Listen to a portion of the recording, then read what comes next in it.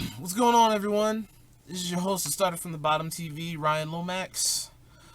Approximately 2 months ago, I want to say, one of my personal YouTubers, Trey Melvin, over this is a commentary, issued a challenge called hashtag This is Story Time with My Ex. I'm sorry.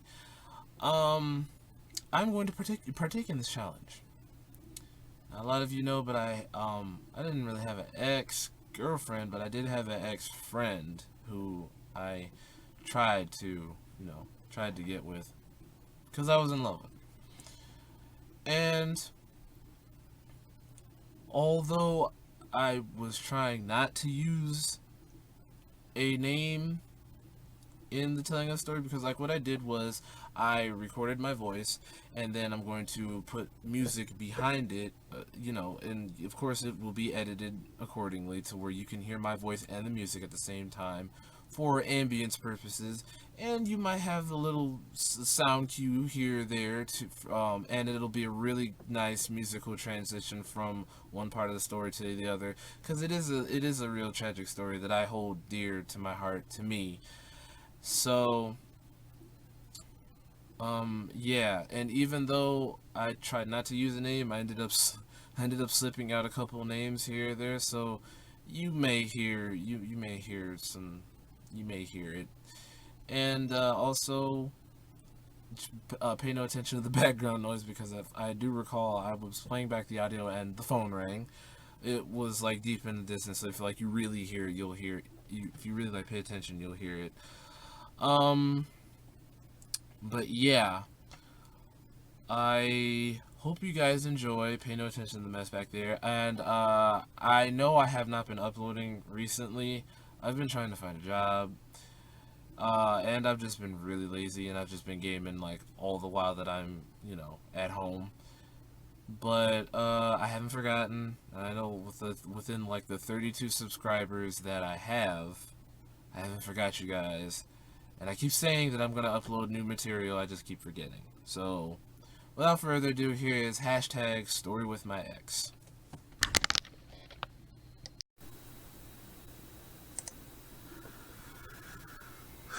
Long ago, it's going on 6 years to be exact, when I was in high school, I was reunited with a childhood friend of mine.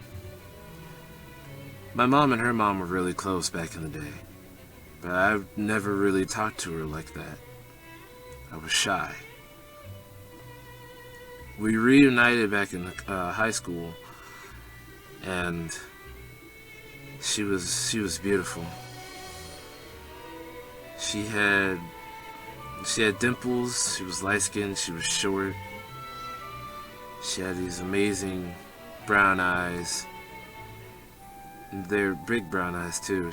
Her hair was nappy, but anyway, I remember just having this huge crush on her. Every time I saw her, I felt butterflies in my stomach.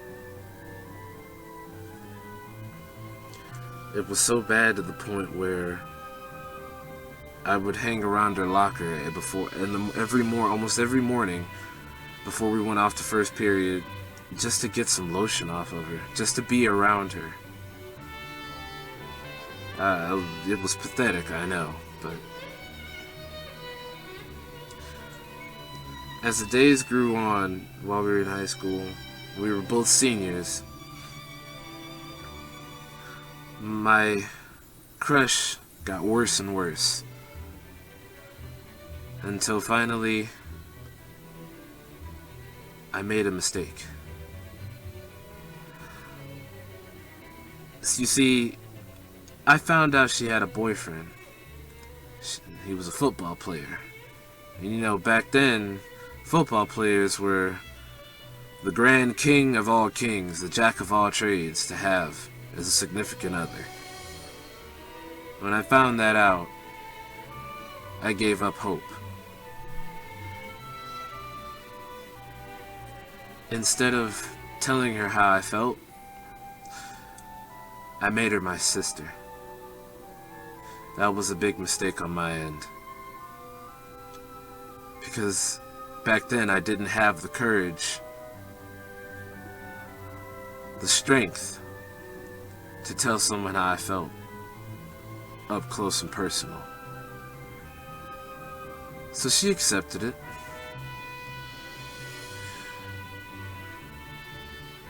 After that, we eventually graduated. And us graduating signaled a new chapter. It signaled a new chapter for me. I knew that I was going to be able to move on without her. Find somebody new and get over her. I was wrong. The college that I went to was the exact same college that she showed up at. I'll never forget that day that I met her, or reunited with her again. I was sitting in the library finishing up an assignment and printing it out, and that's when she showed up behind me and tapped me on the shoulder. And I turned around and I saw the exact same thing that I described earlier. I saw those piercing big brown eyes and those cute dimples, and her hair was in a ponytail just like it always is, but it was down. And even though she had on the navy blue Dickies that we were forced to wear in high school and a hoodie, she still looked beautiful to me.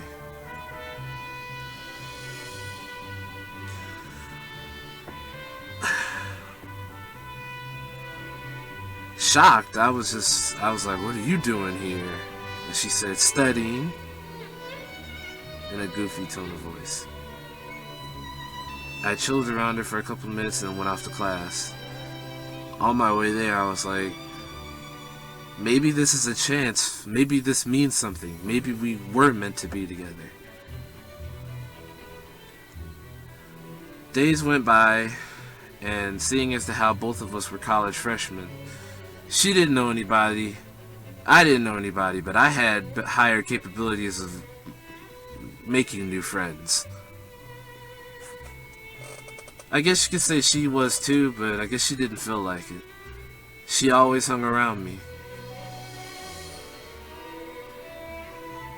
I remember when me and her would always go to get lunch after our classes. I'd always be the one to leave my morning class, head over to her class as it was ending, pick her up, and then we head over to the cafeteria. Either just to get food or just to relax. And then after we were relaxed, she'd always walk me to my class. And she would always, she'd walk me to my class and then she'd say, I'll see you later. And she'd hug me and then she'd leave. And I hated to see her go, but I loved to watch her leave too. Mind you, this was somebody that I made a sister but didn't want to. Those days went by quick and slow at the same time. Those are glorious memories. If I could relive those days, I would. And change exactly what I'm about to tell you. But then, one day,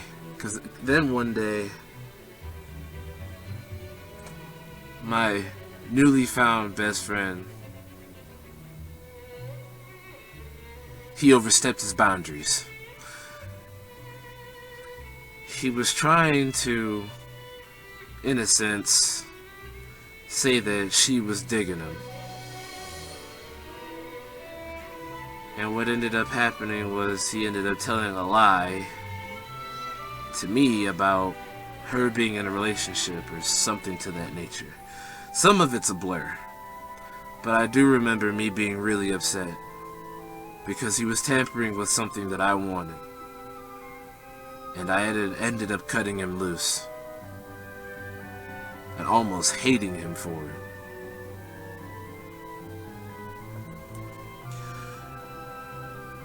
after that whole situation, it was just me and her again.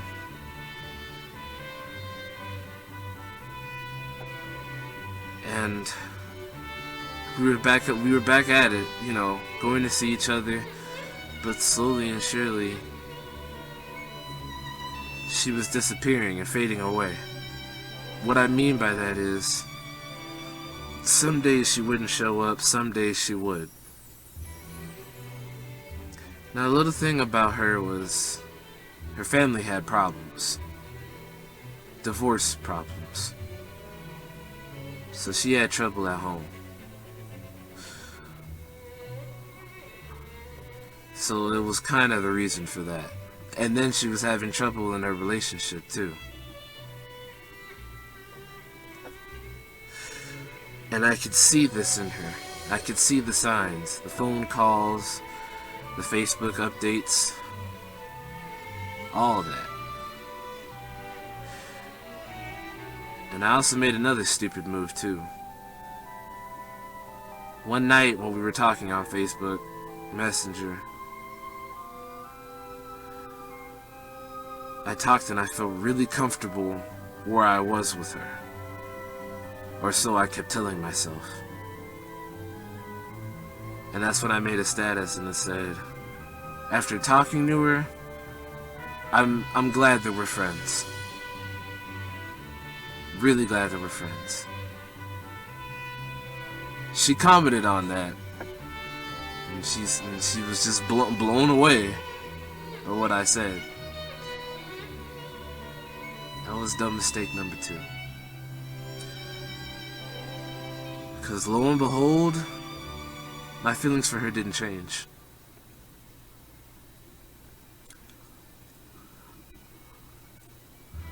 I was trying to forget her, trying to take these feelings away, that I didn't have to worry about her anymore. I was trying so hard to tell myself, there's gotta be somebody better. And then, one day,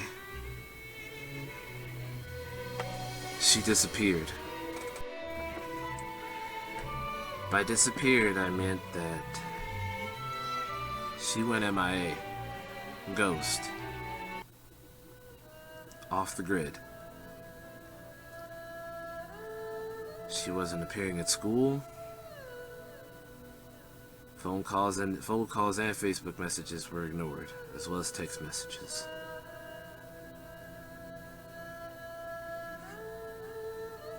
Those days were so dark. The one little ray of sunshine that I had was missing, and I couldn't find it. I remember asking people, have you seen her? You know where she is? And people would tell me that she was at the school, but I'd never be able to catch her in time. So she was fading in and out for me. Those days were horrible. Before then, she worked at River Oaks Mall. I remember going up there and seeing her every day, almost every day, or every weekend, rather, just to see her. I remember one day on Valentine's Day, was it the Valentine's Day or her birthday?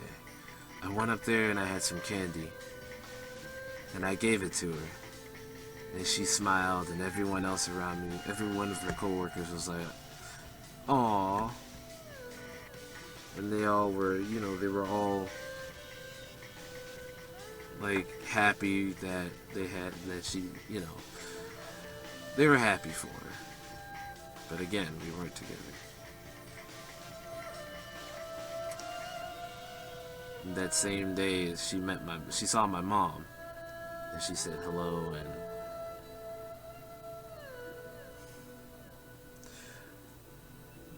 my mom even knew about it. She even tried to push her in my general direction. We were talking, and then she was in the same area, and she looked at me, and all the while she looked at me, My mom said, now what would you do with a guy like him? And I just remember those eyes looking at me again.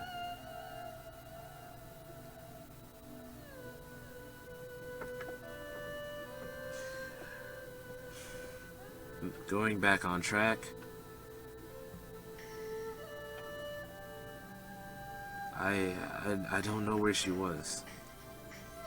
I didn't know, and it was frustrating. And I had hoped and prayed that she was alive. I was terrified.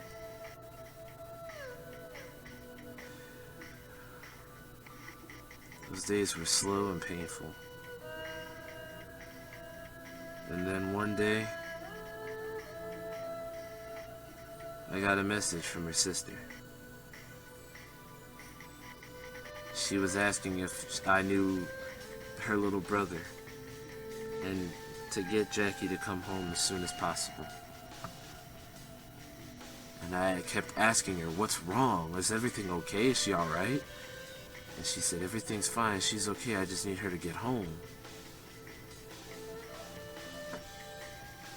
And I said, if I can get a hold of TJ, which was her brother's name, you tell me everything that's gone down thus far. She said, fine. I'll tell you everything I know tomorrow. So that following day, I waited. And then right around 6 p.m., I called her. I said, now will you tell me what's going on?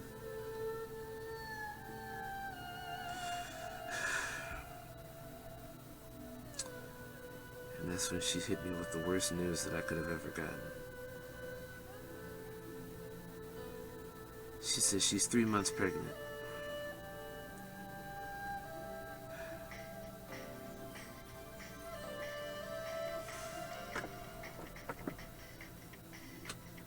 For the first time at that point in time in my life, never did I ever feel my heart sink into my chest. I was devastated,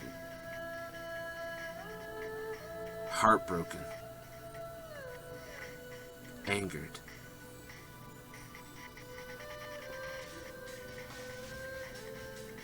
I didn't know what to say. But I took it cool. I played it cool. Handled the phone call accordingly and hung up. After I got off that phone, I didn't know where I was. I was lost in thought.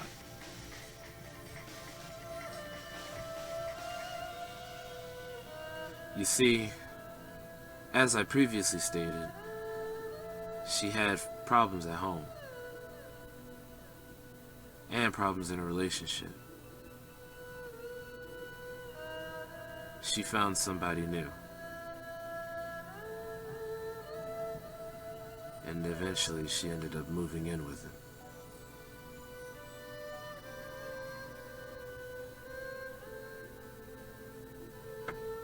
And the rest is history.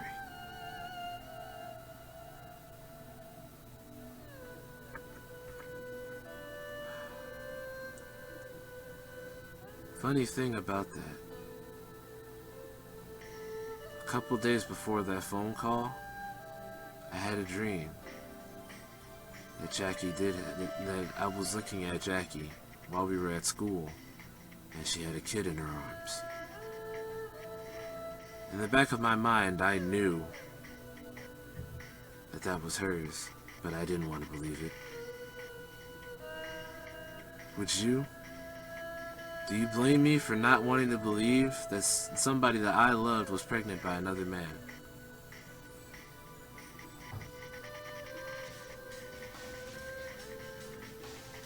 So, I got back up on my feet.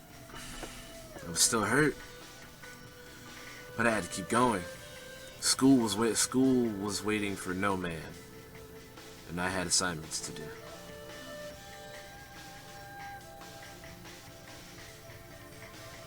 So, all the while I was doing my homework, Jackie was slowly but surely answering my messages. She even said that she was going to come see me one day. That day that she was supposed to see me never happened. But, me being in love, I let that error go.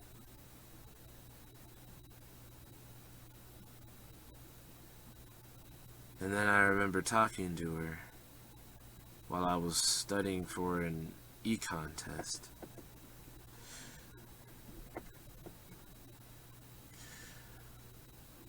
And I just remember asking her flat out, "Jackie, are you pregnant?" She said, "No. Where did you get that idea from?" I said, "Your sister told me." She said, "No. Someone's always got something to say. No, I'm not pregnant." And at that point, I felt several weights being lifted off my shoulders. To know the truth. And to know that I was still in the running. And still had a shot. And was going to make this count.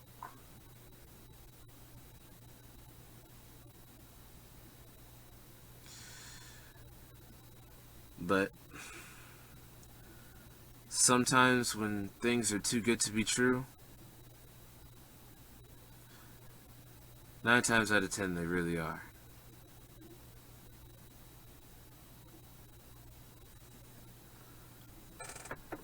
We were on Facebook, and they were doing those little truth or dare statuses or whatever, where you have to send somebody a number and they tell you about themselves or tell the truth.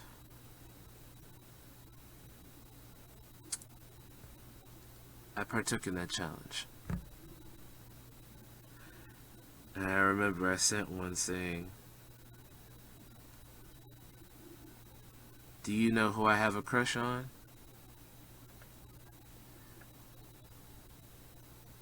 And she said, "Yeah, I do."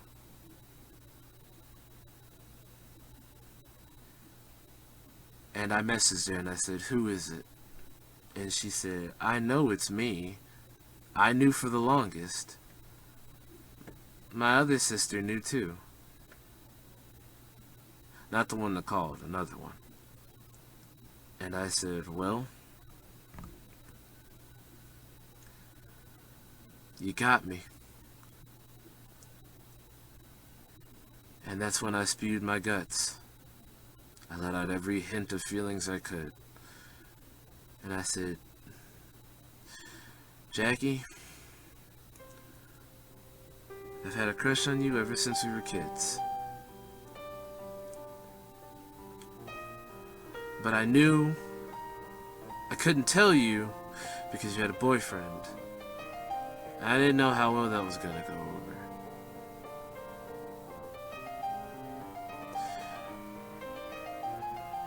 But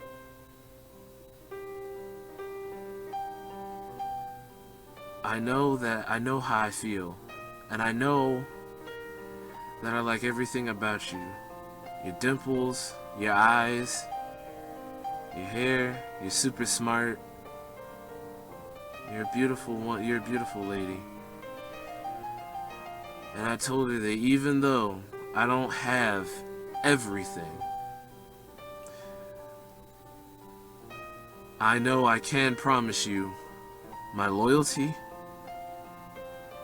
my dedication, and my corny jokes.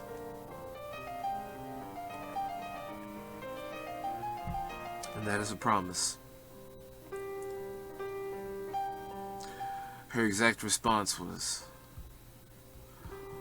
"Aw, well, you don't know what the future holds."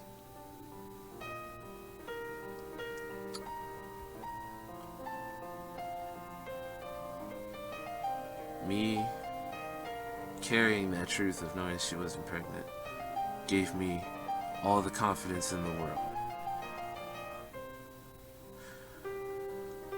But it was all shot down.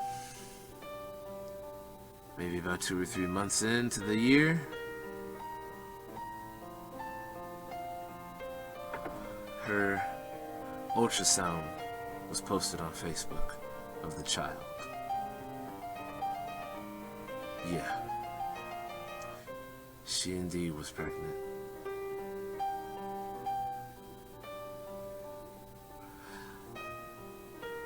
When I saw that, my heart sunk again. I couldn't believe it. I never thought I would see the day.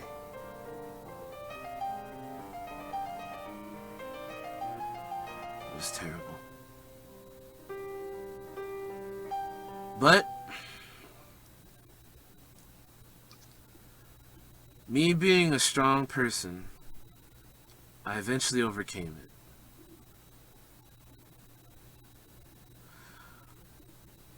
And the following into the new year, I saw her for the first time in months. And she was pregnant. Belly was sticking right out.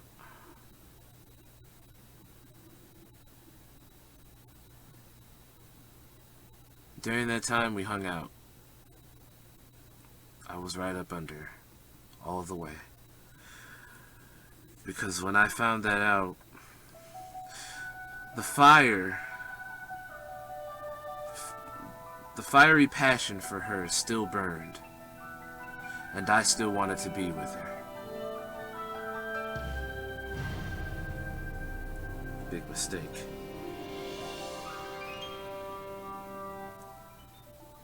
I still pursued her, and eventually the child came here.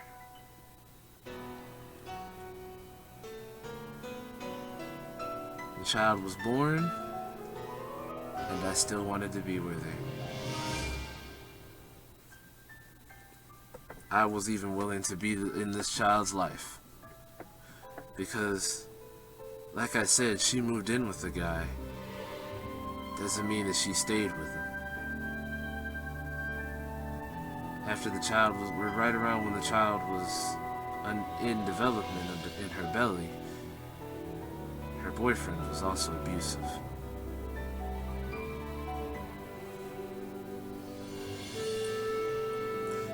I never felt so much anger and aggression to hurt someone in my entire life. But when I heard that she had been hit by this guy, I wanted his head. I wanted to see him bleed.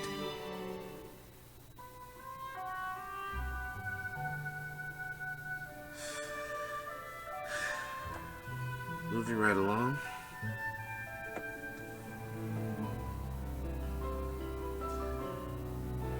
As days went on for both me and her,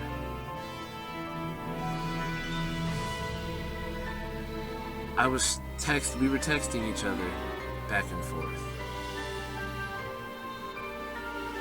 And I was still trying my hardest to be with her.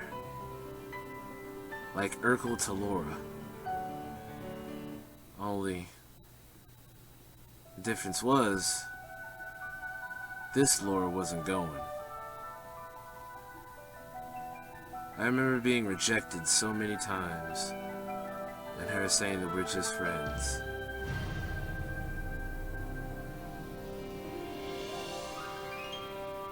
We went back to being best friends, or besties, back then. But I was still not satisfied. I wanted more. I wanted more than just friends with her, because I had known her for so long. I wanted her as my motivation. Because if with her on my side, I could conquer the world and lay a world down at her feet. But she didn't want that. She chose a different path.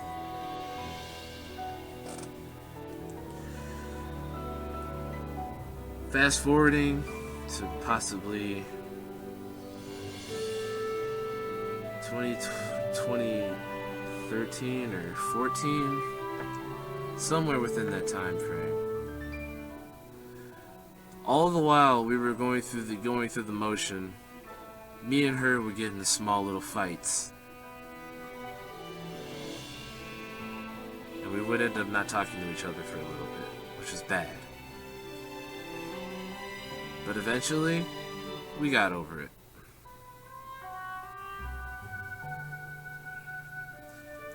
And then, she stopped texting me. Or she stopped replying to my text messages, rather. Text messages, Facebook messages, Twitter mentions, Instagram mentions, the like. Phone calls, too. And then I was under the impression that, motherhood can take a lot out of you. That and going to school, going to work for the child.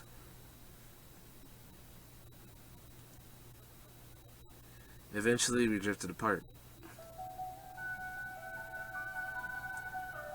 I remember sending this really long-winded message saying, like, why did this happen when I've been there for you since day one? Cared about you. Was concerned about you. Loved you. She read it. Didn't get a reply back, but she read it. One of my friends actually tried to step in and push her towards me. Help me out. And I appreciate this friend each and every day.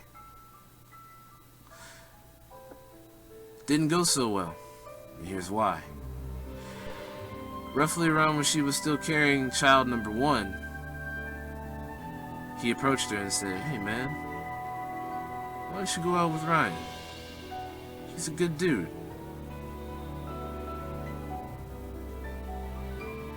Her exact words were, "Ryan thinks that the world owes him, and he's an asshole." He also asked her, on a scale of 1 to 10, what would you rate him? Her exact response was a 0.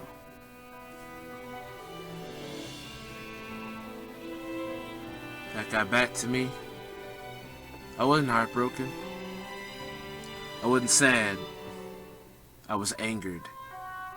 That the very person that I had loved, the very person that I cared about, the very person that I wanted more than anything else in the world, had said those words that acted as knives into my back. Yet, and still, she was all smiles and rainbows when we were together.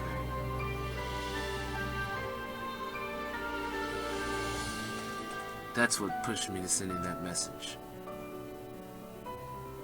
Among other things. I wanted clarity. I wanted answers. When the answers were staring me right in the face from day one.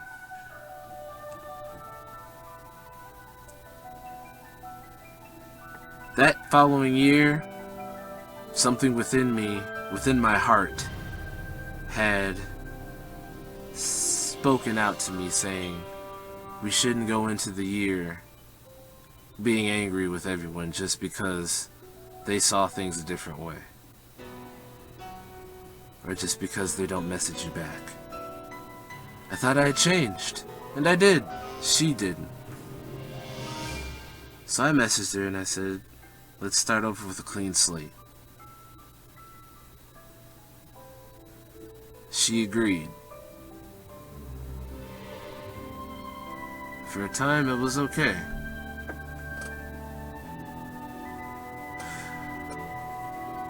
But nothing was the same.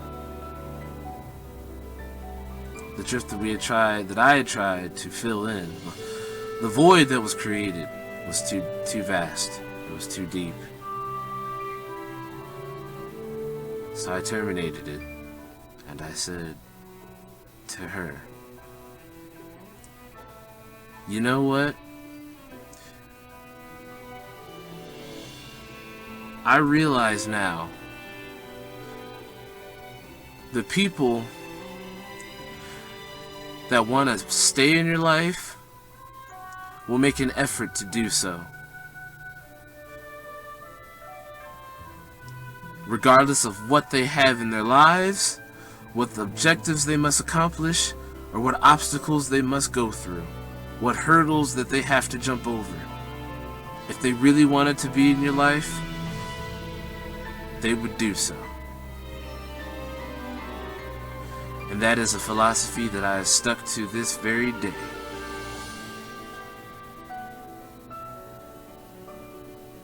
She replied by saying, well, that may be true, but some people just have too busy of lives to even consider it. And I agreed. But at the same time, though, revisiting all that I've done and all that she had done while in this little friendship or relationship roller coaster, whatever you may call it, I realized that I had been putting in the work, and she wasn't doing the same. And so eventually, I cut her loose.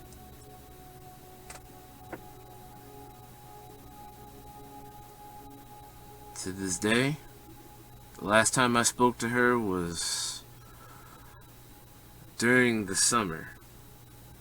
No, towards the end of the summer, telling her that I got my diploma and I'll be graduating in the fall.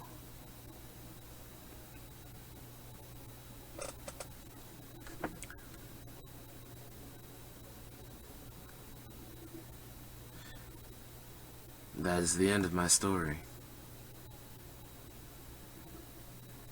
That is the end of the story of the boy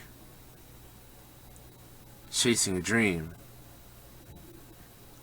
only for it to turn into a nightmare in the end.